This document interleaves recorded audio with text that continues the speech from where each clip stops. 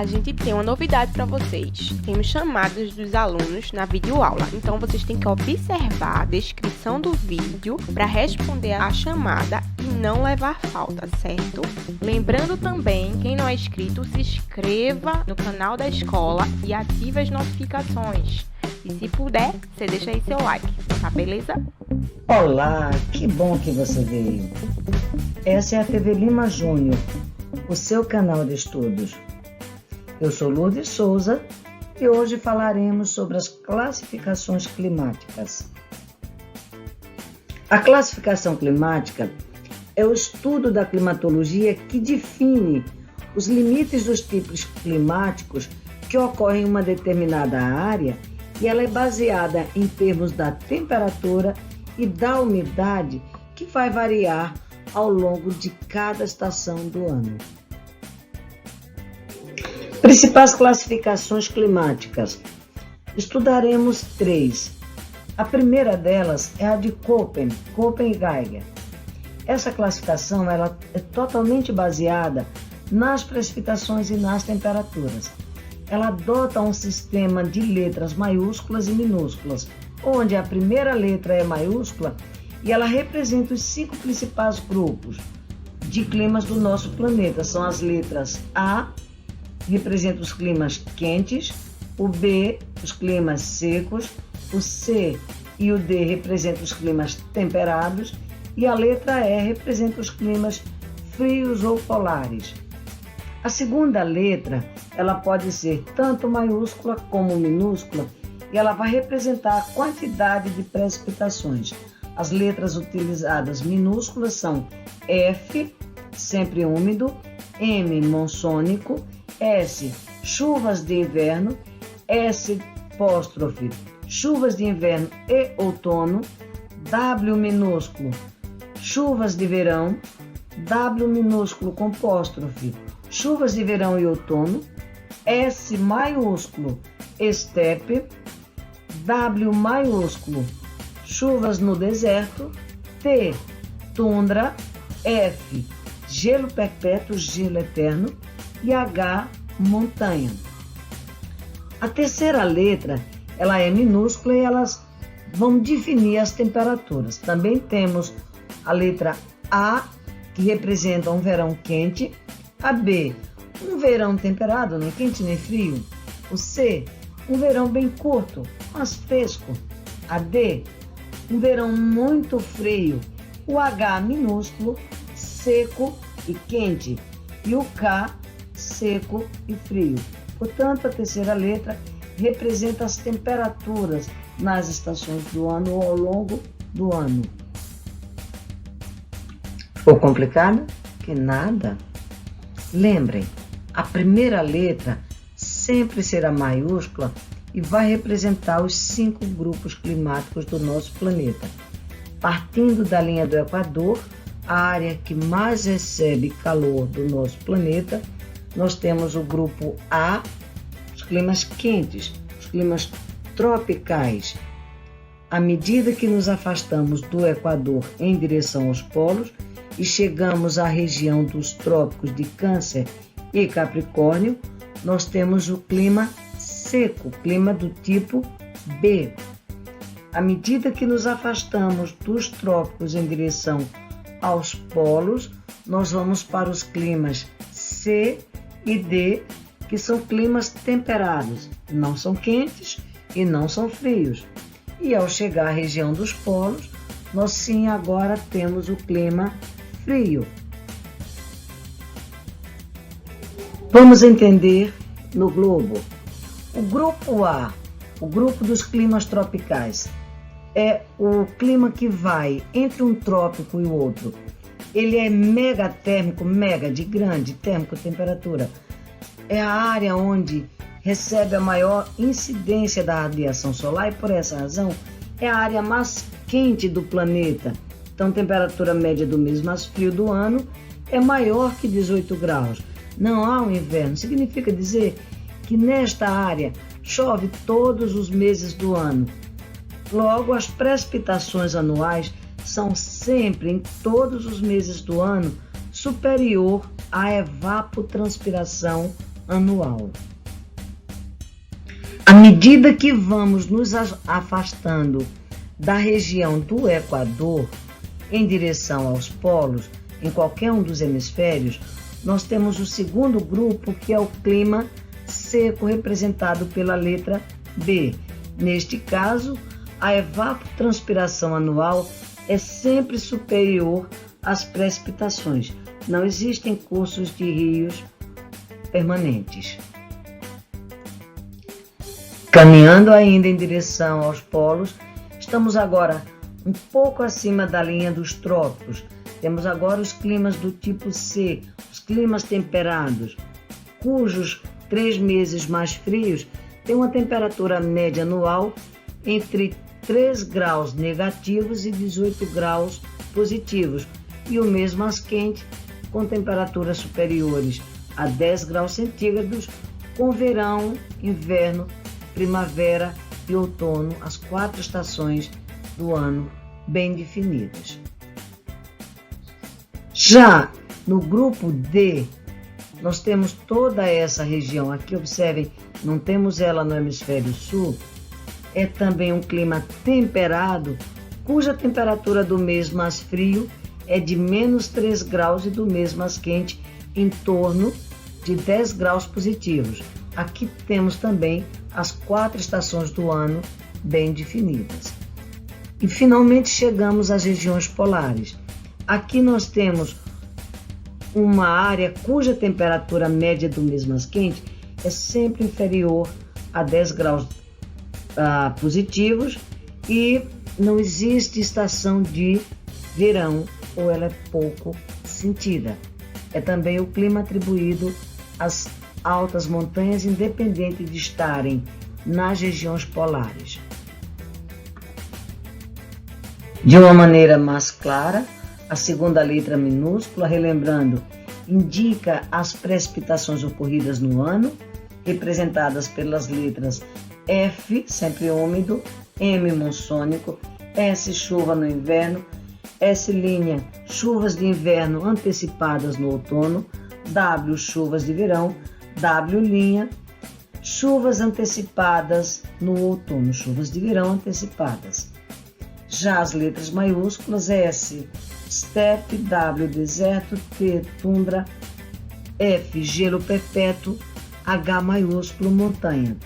E a terceira letra, sempre minúscula, indicando as temperaturas do ar, onde temos o A representando o verão quente, B representando o verão brando, C representando verão frio, D muito frio, H minúsculo quente e K seco e úmido.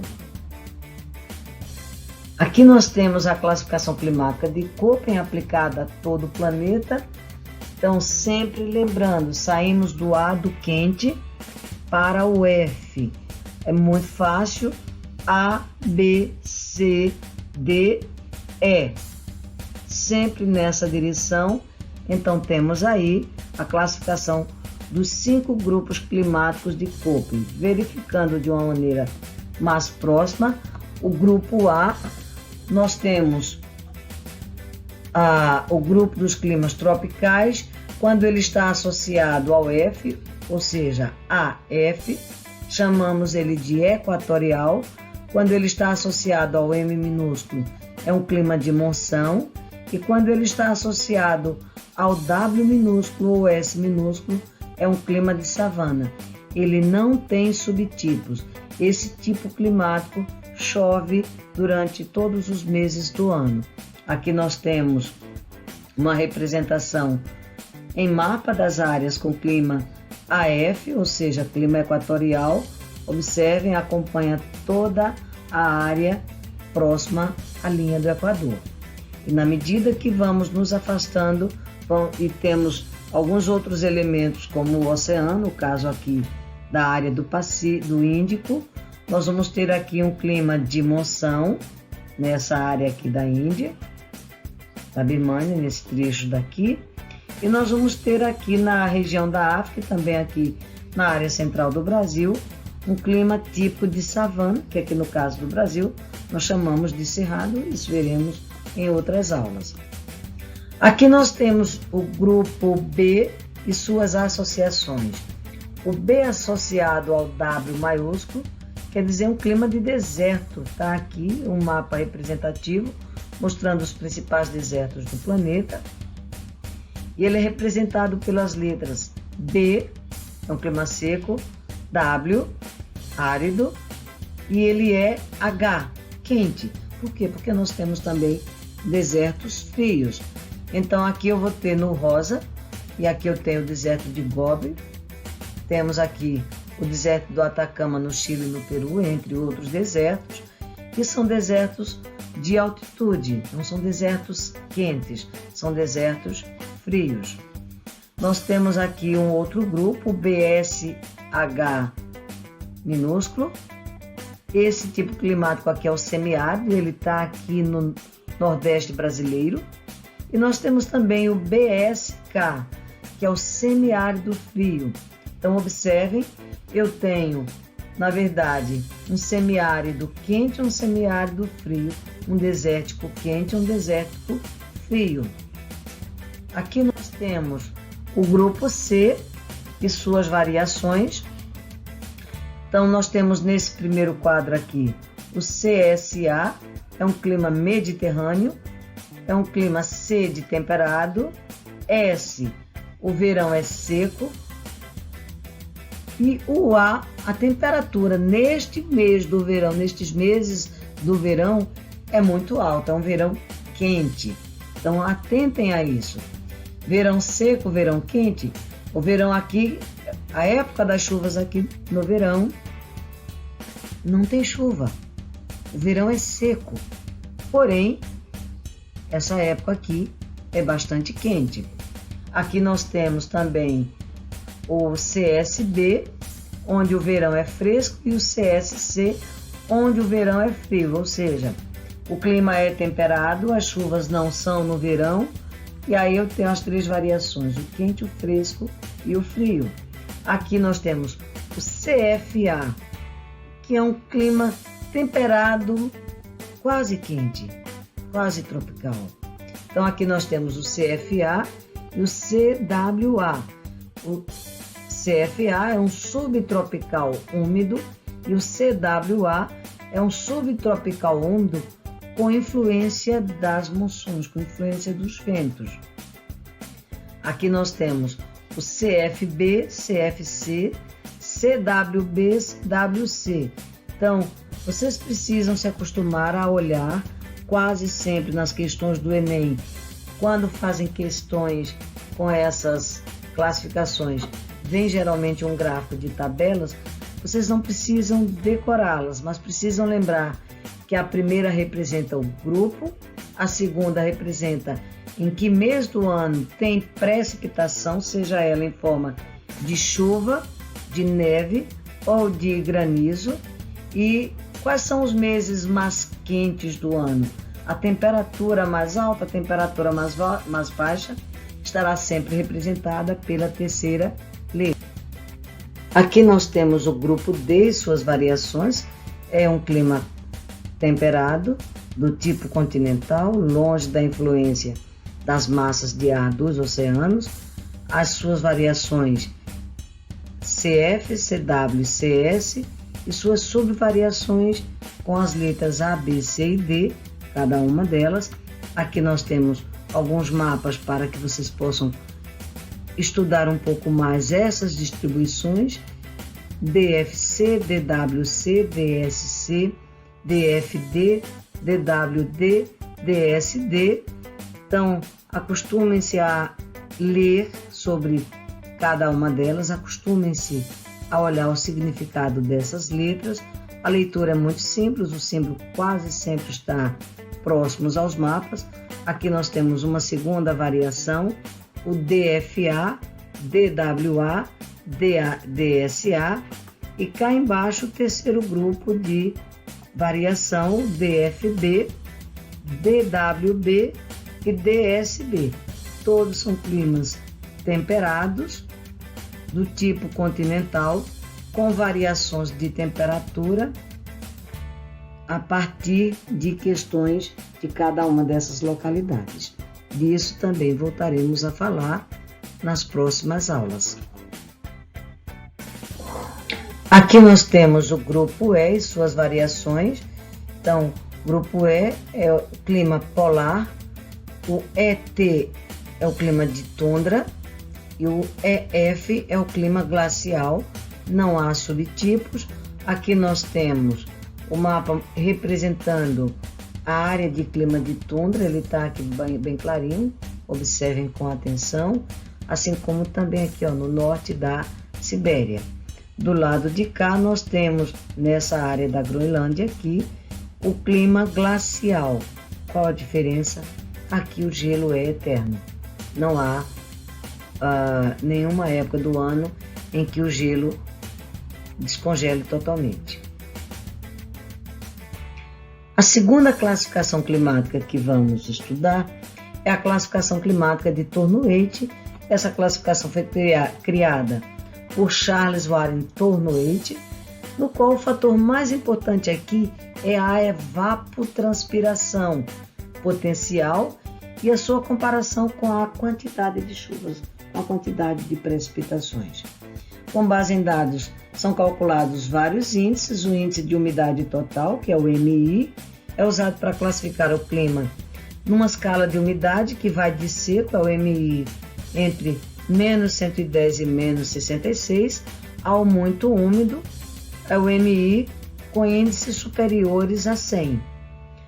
Outro dos índices de Tournoait é o índice de eficiência térmica, é usado para classificar os climas entre megatérmico e gelado.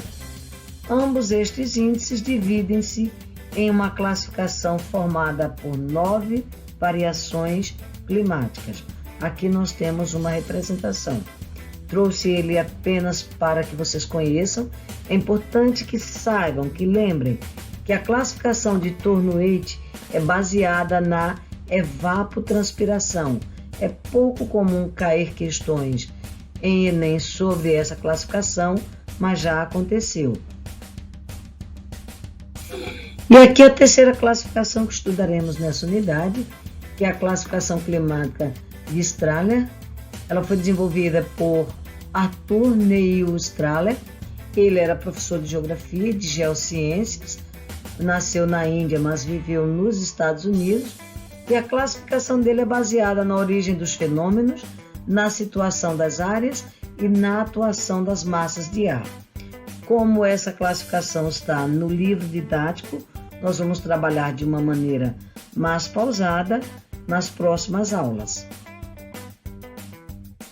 Falar de clima é necessário falar de um elemento muito usado na climatologia, que são os climogramas.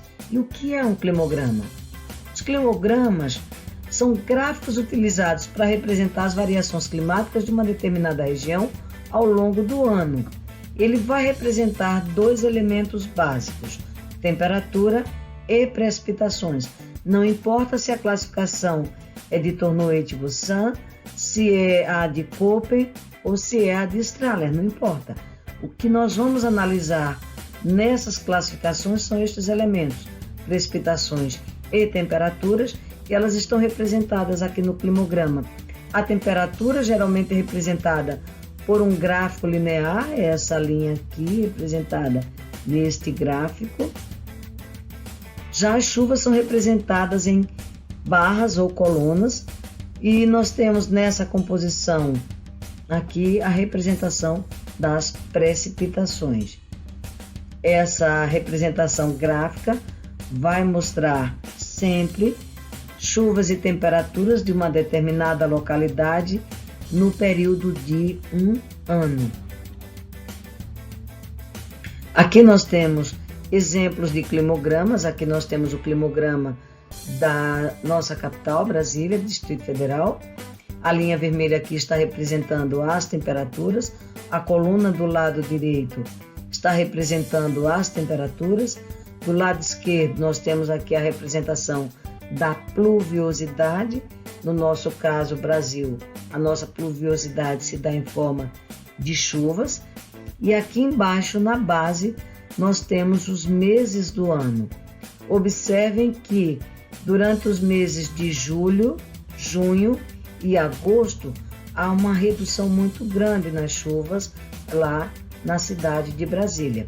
Já no mês de dezembro, nós podemos verificar aqui, e vamos seguir essa linha até a coluna de precipitações, é o mês mais chuvoso. O mês de junho, quando nós olhamos aqui no gráfico, é o mês onde menos chove. Da mesma maneira, nós vamos analisar a linha de temperatura. O mês menos quente lá é o período entre o final de junho e o começo de julho. Já a temperatura mais alta está no mês de setembro. Aqui nós temos um outro exemplo da cidade de São Paulo e nós temos também a mesma representação, mas observem que neste gráfico a temperatura está representada do lado esquerdo. Já nesse aqui, neste outro climograma, a temperatura está representada do lado direito. Isso independe. Eu preciso ter de um lado temperatura, do outro precipitação. É mais comum encontrarmos a temperatura do lado direito, mas isso não vai interferir em absolutamente nada. Eu preciso guardar esta representação. De um lado eu tenho temperatura, do outro eu tenho precipitações. A linha sempre vai representar a temperatura e as colunas representará precipitações. E cá embaixo, os meses do ano, de janeiro a dezembro. Tem outras dicas que eu vou dar nas próximas aulas. Aqui nós temos as medidas de referências tomadas, tanto de temperatura quanto de pluviosidade, mês a mês. Para fazer um climograma, nós precisamos necessariamente destas informações. Como fazer um climograma? O livro de vocês não tem, por essa razão, eu trouxe para cá uma orientação básica de como fazer um climograma. Então, a primeira coisa que precisamos é das informações dos dados meteorológicos. Existem muitas fontes na internet, muitos websites têm estas informações de temperatura e de pluviosidade de todos os lugares praticamente do globo, e são dados oficiais. Os dados vão ser organizados aqui nesse gráfico. Primeira coisa a ser feita, traçar o eixo horizontal, é esse aqui de baixo. Nele nós vamos colocar os meses do ano, de janeiro a dezembro. Depois nós vamos aqui para o 2, vamos fazer o eixo vertical. Aqui neste caso nós estamos colocando a temperatura à esquerda. Vamos dividir aqui proporcionalmente. Então, se eu usei uma escala aqui representando 5 graus, a cada nova sequência eu vou acrescentar a graduação utilizada. Então, 5 mais 5, 10, mais 5, 15 e assim sucessivamente. O número 3, escrever o número das temperaturas e indicar o eixo. Aqui, são essas temperaturas, é super importante, tem que ser colocada. E aqui em cima nós precisamos colocar essa simbologia para poder entender em que lado está representada a precipitação e em que lado está representado a temperatura.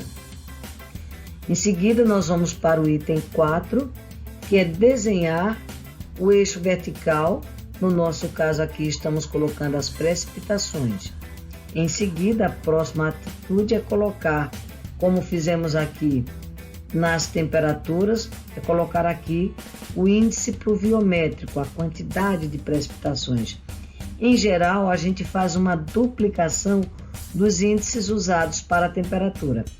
Então, se a primeira temperatura aqui colocada é 5, a precipitação, o índice de precipitação, deverá a recomendação que seja o dobro. Então, o dobro de 5, 10. E aí eu vou proceder da mesma maneira que fiz com as temperaturas. vou guardar esta proporção em tamanho e também em valores. Vou escrever tudo isso e cá em cima vou colocar também a identificação simbólica das precipitações, elas sempre serão representadas em milímetros. Bom, agora nós vamos para o índice, para o 6. Nós vamos aqui dentro dessa tabela colocar as informações de temperatura. Então aqui no 6, no 7, nós temos a plotação, a colocação de cada temperatura mês a mês. Então, depois de colocar cada temperatura aqui, através de um ponto, nós vamos unir esses pontos para formar a curva de temperatura. E o item 8, nós vamos agora marcar a altura das precipitações de acordo com as informações de chuva para cada mês. Então, vamos observar aqui a variação numérica que nós atribuímos de precipitação e vamos colocar o correspondente. Se eu volto a observar naquela tabela anterior, a de São Paulo, se no mês de janeiro dizia que, por exemplo, chovia 82 milímetros de chuva, eu vou olhar aqui a coluna 80, vou medir daqui para cá. Se aqui eu tenho 10 milímetros, metade disso seria 85, um pouco, estamos aqui trabalhando com 82, então seria mais ou menos aqui. E neste caso, no lugar do ponto, eu vou pintar a coluna inteira e assim vamos fazer mês a mês. É comum a gente usar a cor azul para representar as chuvas ou as precipitações e a cor vermelha para representar a temperatura, mas isso não é uma obrigatoriedade. Aqui nós temos um mapa com a classificação de Köppen. Eu recomendo que vocês estudem isso com bastante atenção. É a mais utilizada no Enem, é a mais utilizada no SSA e, infelizmente, é um dos assuntos de Enem, de vestibular, que apresenta maior índice de erros. Bons estudos! Nós da EREM José de Lima Júnior temos preparado aulas exclusivas para você. É super importante que você assista às aulas e faça as atividades.